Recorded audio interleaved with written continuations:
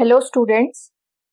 Last class में हमने residential status वाला चैप्टर शुरू किया था जिसमें हमने बेसिक रूल्स देखे थे कि किसी भी पर्सन की कैटेगरी को का रेजिडेंशियल स्टेटस डिटरमाइन करने से पहले आपको क्या बेसिक रूल्स ध्यान में रखने हैं।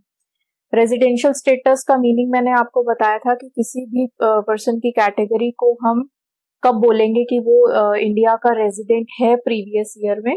उसके लिए हमें period of stay in India during previous year जो है वो निकालना होता है कि कितने दिन जो पर्सन है वो प्रीवियस ईयर इंडिया में रहा, उसके बेसिस पे हम रेजिडेंशियल स्टेटस फाइंड आउट करते हैं। तो आज की क्लास में हम पर्सन की जो फर्स्ट कैटेगरी थी इंडिविजुअल, वो देखेंगे कि उसका रेजिडेंशियल स्टेटस हम कैसे फाइंड आउट करते हैं। तो आज की क्लास शुरू करते हैं। यहाँ पे आप देख रहे हो मैंने एक चार्ट बनाया है। रेजिडेंशियल स्टेटस को दो पार्ट्स में डिवाइड किया है, individual and HUF and other category of person. तो पर्सन की जितनी भी हमने कैटेगरीज करी थी उसमें से इंडिविजुअल और एचयूएफ को एक तरफ कर लिया और दो बाकी की कैटेगरीज हैं कंपनी, फर्म, एओपी, बीओआई, जो भी कैटेगरीज हमने बाकी पढ़ी थी उनको एक तरफ रख लिया। अब ये हमने डिवीजन क्यों किया है ये हम आगे जाके देखेंगे। इंडिविजुअल और एचयूएफ, जब हम रेजिडेंशियल स्टेटस की बात कर रहे हैं तो कोई भी कैटेगरी हो, पर्सन की कोई भी कैटेगरी, इधर या तो वो रेजिडेंट होगी या नॉन रेजिडेंट होगी। ठीक है, तो इसी तरीके से अदर कैटेगरी के केस में है या तो रेजिडेंट होंगे प्रीवियस ईयर में या नॉन रेजिडेंट होंगे। अब अगर इंडिविजुअल एंड एचयूएफ है, सिर्फ इंडिविजुअल एंड एचयूएफ के केस में अगर वो रेजिडेंट है तो हमें उसको आगे फर्दर डिवाइड करना है in ordinary resident and not ordinary resident. तो यहाँ पे आप देख रहे हो अदर कैटेगरीज के केस में रेजिडेंट को हमने फर्दर डिवाइड नहीं किया है, इसलिए मैंने ये चार्ट को दो पार्ट्स में डिवाइड किया क्योंकि अदर कैटेगरीज में ये फर्दर डिविजन नहीं होता है। तो individual and HUF either resident and non resident होंगे। अगर रेजिडेंट हुए तो हमें फर्दर मूव करना है ऑर्डिनरी रेजिडेंट पे एंड नॉट ऑर्डिनरी रेजिडेंट पे। और अदर कैटेगरीज में हमारे पास सिर्फ दो ही ऑप्शन है कि इधर या तो वो रेजिडेंट होंगे या नॉन रेजिडेंट होंगे। तो हमारे पास कुछ कंडीशंस होती हैं, रेजिडेंट की कंडीशंस है, मतलब रेजिडेंट प्रूफ करने के लिए हमारे पास नंबर ऑफ डेज हैं, वो अभी हम देखेंगे कि कितने नंबर ऑफ डेज इंडिविजुअल या फिर एचयूएफ इंडिया में रहे तब हम उनको रेजिडेंट बोलेंगे। अगर कंडीशंस फुलफिल हो जाती हैं तो हम आगे मूव ऑन कर जाएंगे ऑर्डिनरी रेजिडेंट की कंडीशंस पे। अगर यहाँ पे कंडीशंस फुलफिल नहीं होती तो नॉन रेजिडेंट, और यहाँ पे कंडीशंस फुलफिल नहीं होती तो नॉट ऑर्डिनरी रेजिडेंट।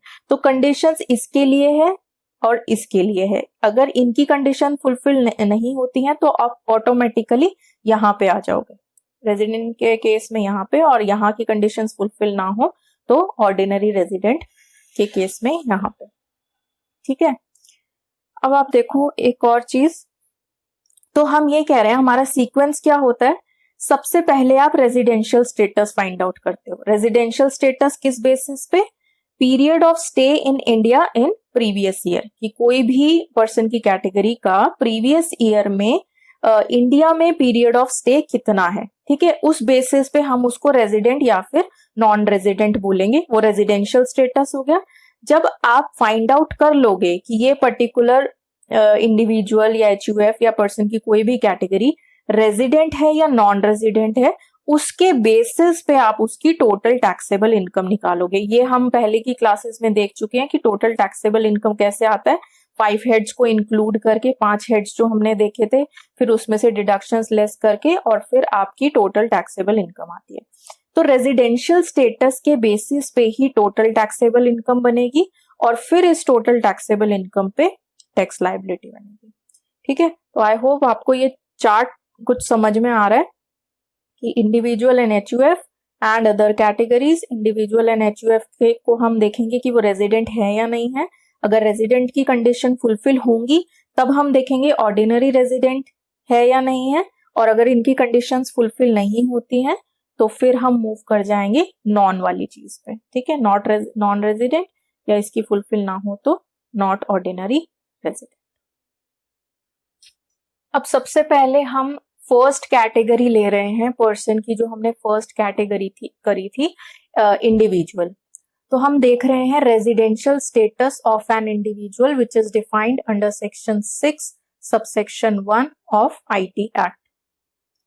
तो यहाँ पे हमें ये देखना है, इस हेडिंग के अंदर हम ये देखेंगे कि किसी भी इंडिविजुअल को हम कब बोलेंगे कि वो प्रीवियस ईयर में इंडिया का रेजिडेंट था या फिर नहीं था। ठीक है, तो आपको रेजिडेंशियल स्टेटस, अब मैंने बहुत बार रिपीट किया है कि जब हम रेजिडेंशियल स्टेटस की बात कर रहे हैं तो मतलब हम period of stay in India during previous year बोल रहे हैं।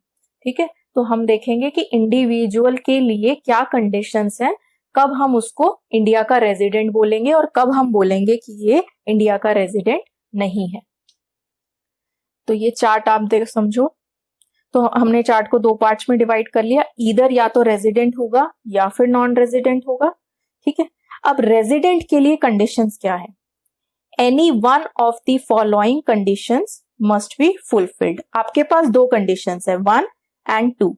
इन दोनों में से अगर कोई भी एक, एनी वन, ठीक है, कोई भी एक कंडीशन फुलफिल हो जाती है, बीच में आप ध्यान रखेंगे कहां पे और लिखा है, कहां पे एंड लिखा है, तो दोनों में से कोई भी एक कंडीशन फुलफिल हो जाती है तो हम कंसिडर करेंगे कि वो पर्टिकुलर इंडिविजुअल जिसके बारे में हम जिसका रेजिडेंशियल स्टेटस हम डिटरमाइन कर रहे हैं वो रेजिडेंट है। कंडीशंस क्या है? He stayed in India for, मतलब जिस भी इंडिविजुअल की हम बात कर रहे हैं, हम कह रहे हैं कि वो इंडिया में रहा हो। कितने दिन? फर्स्ट कंडीशन इज 182 days और more in the relevant previous year. अब ये टर्म भी हम पढ़ चुके हैं पहले की क्लास में, रेलिवेंट प्रीवियस ईयर।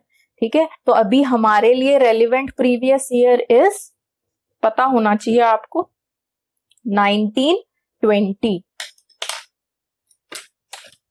हमारे लिए रेलिवेंट प्रीवियस ईयर इज 1920। ठीक है, 1920 मतलब 1 अप्रैल 2019 to 31 March 2020।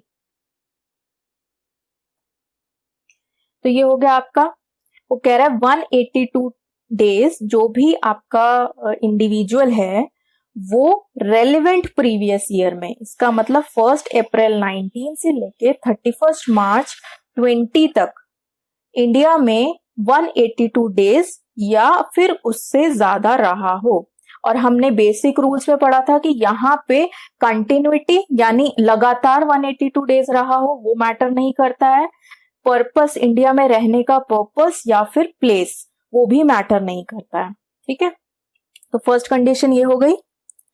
और हम क्यों लिख रहे हैं? क्योंकि फर्स्ट एंड सेकंड दोनों कंडीशन में से किसी एक का फुलफिल होना जरूरी है। तो 182 days हो गया, 182 days और more in the relevant previous year. Second condition is, अब देखना है सेकंड का ए पार्ट। सेकंड का ए पार्ट क्या कह रहा है?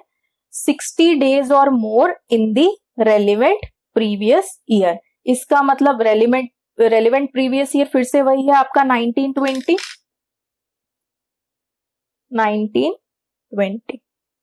ठीक है, तो 1920 में 60 days या फिर उससे ज्यादा रहा हो। एंड अब ये यहां पे एंड पे ध्यान रखना है कि इन दोनों कंडीशंस के बीच में सेकंड का ए पार्ट है और सेकंड का ही बी पार्ट है। तो सेकंड के ए पार्ट और बी पार्ट के बीच में एंड लिखा है। एंड का मतलब ये और ये, ठीक है, दोनों का फुलफिल होना जरूरी है। तो 1920 में 60 days और मोर एंड 365 days और मोर during 4 previous years immediately preceding the relevant previous year. So your relevant previous year is 1920. उससे इमीडिएटली पहले के आपके 4 previous year। तो इमीडिएटली पहले के 4 previous year कौन से हो गए आपके? इमीडिएटली पहले के 4 previous year 1920 से पहले के हम उल्टा काउंटिंग करेंगे तो 1819 हो गया, 1718 हो गया, 1617 हो गया एंड आपका 15, 16, ठीक है। तो 15, 16, 16, 17, 17, 18, 18 and 19, 19, 20 is relevant previous year. तो इससे इमीडिएटली पहले के जो 4 प्रीवियस ईयर हैं, 1 अप्रैल 15 टू 31 मार्च 16, 1 अप्रैल 16 टू 31 मार्च 17, इस तरीके से आपके 4 प्रीवियस ईयर। तो इन 4 प्रीवियस ईयर में 365 डेज और मोर उसका पीरियड ऑफ स्टे हो इंडिविजुअल का। तो यहां पे हम दोबारा से देखते हैं, सेकेंड कंडीशन का ए पार्ट क्या कह रहा है, 1920 में 60 डेज और मोर रहा हो, और इसी के साथ 1920 से पहले पिछले जो 4 साल हैं, इमीडिएटली पहले के 4 साल, उसमें 365 डेज और मोर रहा हो, ठीक है। तो ये दोनों कंडीशन इधर 1 एंड 2 का ए बी पार्ट दोनों देखो, और जो है वो 1 और 2 के बीच में है, एंड जो है ए बी के बीच में है, यानी सेकंड का ए और बी दोनों फुलफिल होना जरूरी है। अगर ये ए फुलफिल हो जाता है और बी कंडीशन फुलफिल नहीं होती है तो हम कंसिडर करेंगे 2 इज नॉट फुलफिल्ड, ठीक है। तो second A and second B दोनों का फुलफिल होना जरूरी है, और 1 और 2, जब हम 2 बोल रहे हैं तो 2 का मतलब 2A भी है एंड 2B भी है।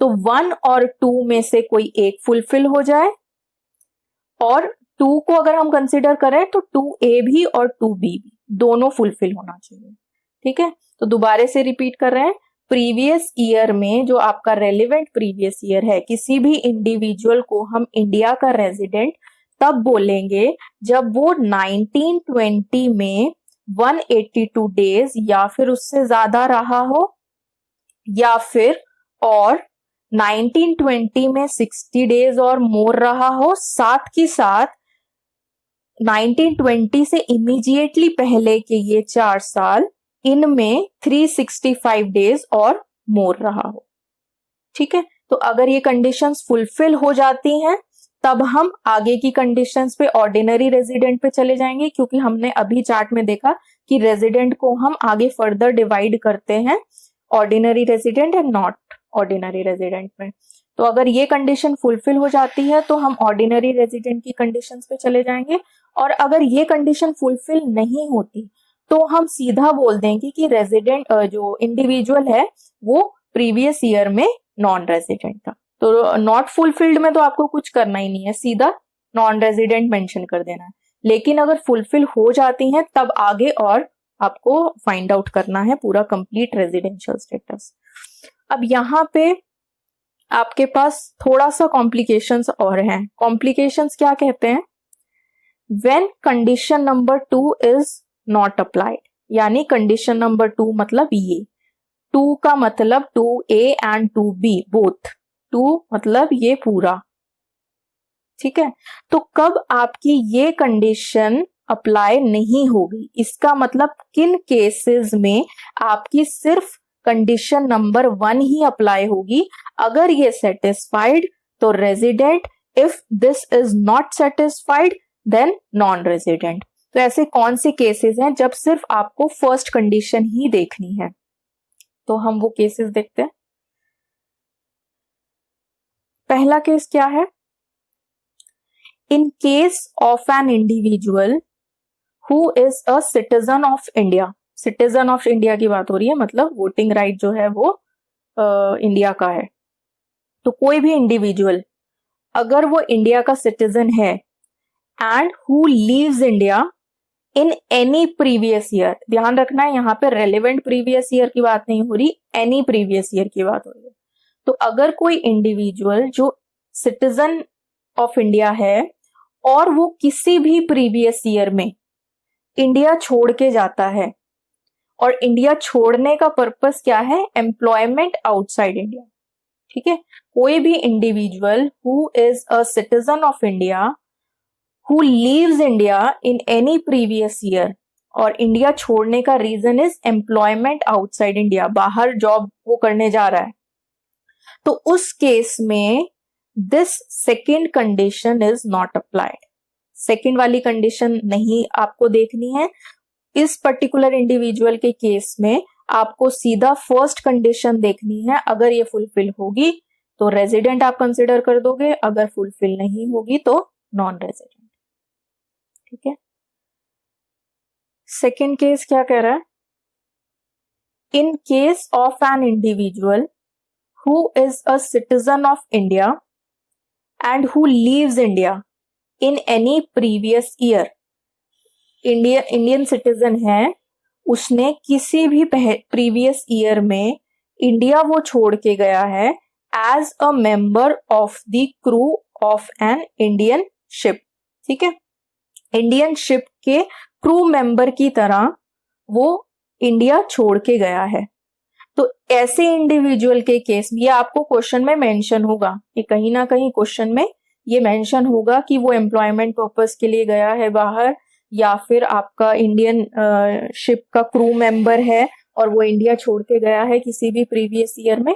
तो अगर कोई कंडीशन ऐसी मेंशन है तो उस केस में आपके लिए काम और इजी हो जाएगा कि आपको ये वाली कंडीशन अप्लाई करके ही नहीं देखनी है, आपने सीधा इस कंडीशन पे जाना है। ठीक है, फर्स्ट वाली कंडीशन पे। थर्ड केस क्या है आपका? इस पॉइंट में क्या बोल रहा है? In case of an individual who is a citizen of India और is a person of Indian origin, कोई भी इंडिविजुअल जो कि इंडियन सिटीजन है और इंडियन ओरिजिन का है, हु बीइंग आउटसाइड इंडिया, वो इंडिया के बाहर है और वो विजिट पे इंडिया में आता है प्रीवियस ईयर में, किसी भी प्रीवियस ईयर में वो इंडिया आया है लेकिन सिर्फ विजिट करने, तो इस केस में भी जो सेकंड कंडीशन है वो अप्लाई नहीं होगी। अब यहाँ पे आपको ये समझना है, ये जो इंडियन ओरिजिन लिखा है इसका क्या मीनिंग है, किसको हम बोलेंगे कि ये जो पर्सन है, ये इंडिविजुअल जो है वो इंडियन ओरिजिन का है। तो अगर वो मतलब इधर ही और either of his parents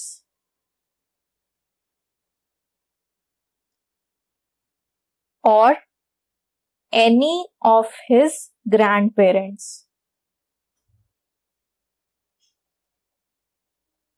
was born in undivided India। ठीक है, तो इधर ही or either of his parents और any of his grandparents was born in undivided India, तो उस पर्टिकुलर इंडिविजुअल को हम बोलेंगे कि वो इंडियन ओरिजिन का है।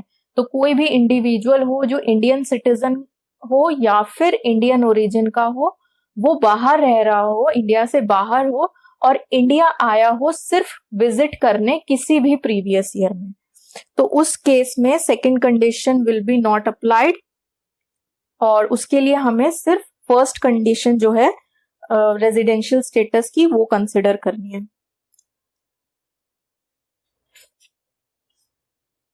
तो ये दो कंडीशंस आपको पता चल गई कि किसी भी इंडिविजुअल को अगर हमने उसका रेजिडेंशियल स्टेटस चेक करना है और अगर हमें ये चेक करना है कि वो रेजिडेंट था या नहीं था प्रीवियस ईयर में, तो हमारे पास दो कंडीशंस हैं, दोनों में से कोई एक फुलफिल होनी चाहिए, इधर 182 डेज और मोर इन 1920 और 1920 में 60 डेज और मोर, एंड इन दोनों कंडीशंस देखनी है, एंड प्रीवियस 4 इयर्स में 1920 से इमीडिएटली पहले प्रीवियस 4 इयर्स में 365 डेज और मोर।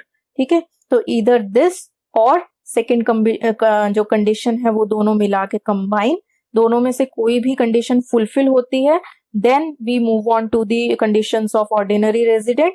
अगर ये फुलफिल नहीं होती है तो हम सीधा मेंशन कर देंगे नॉन रेजिडेंट, और आपको वो 3 कंडीशंस जो एक्सेप्शंस हैं, ये कब आप ये वाली सेकंड कंडीशन जो है वो कंसिडर ही नहीं करोगे, इधर फर्स्ट केस में जब कोई इंडियन सिटीजन बाहर जाए एम्प्लॉयमेंट पर्पस के लिए, या इंडियन सिटीजन जो है वो इंडियन शिप का क्रू मेंबर की तरह बाहर जाए, या फिर इंडियन सिटीजन हो, इंडियन ओरिजिन का पर्सन हो, वो इंडिया पे बाहर रहता हो लेकिन इंडिया आए सिर्फ विजिट के लिए।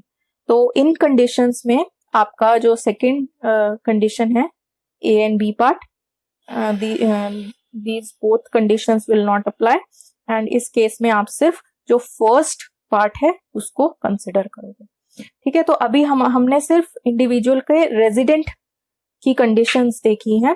जैसे ही ये फुलफिल हो जाती हैं तो यहाँ पे हमें स्टॉप नहीं करना है। हम यहाँ पे नहीं बोल देंगे सीधा कि इंडिविजुअल रेजिडेंट है।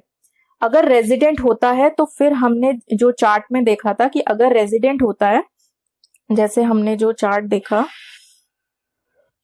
ये जो हमने चार्ट देखा था इसमें हमने अभी ये रेजिडेंट की कंडीशंस देखी हैं। तो जो हमने कंडीशंस देखी अगर वो फुलफिल हो जाती हैं तो हमें ये वाली कंडीशंस भी चेक करनी है। तो हम इंडिविजुअल के, अभी हम सिर्फ ये इंडिविजुअल के रेजिडेंशियल स्टेटस की बात कर रहे थे। तो अगर इंडिविजुअल का रेजिडेंशियल स्टेटस हम फाइंड आउट कर रहे हैं और वो सारी कंडीशंस फुलफिल हो जाती हैं तो हम ये कहते हैं कि इंडिविजुअल प्रीवियस ईयर में रेजिडेंट एंड ऑर्डिनरी रेजिडेंट था। अगर यहीं पे कंडीशंस जो है वो फुलफिल नहीं होती तो हम बोलेंगे इंडिविजुअल जो है वो प्रीवियस ईयर में नॉन रेजिडेंट था। अगर ये कंडीशंस फुलफिल हो जाती हैं लेकिन ये कंडीशंस फुलफिल नहीं होती तो हम बोलेंगे individual is resident but not ordinary resident. ठीक है, तो इसकी कंडीशंस अभी तक हमने रेजिडेंट की कंडीशंस जो हैं वो देखी हैं। तो नेक्स्ट क्लास में हम ऑर्डिनरी रेजिडेंट की क्या कंडीशन है वो हम देखेंगे। तो अभी हम इस क्लास को यहीं पे स्टॉप कर रहे हैं। ओके, बाय, नेक्स्ट क्लास में मिलते हैं। Do like, share and subscribe our YouTube channel.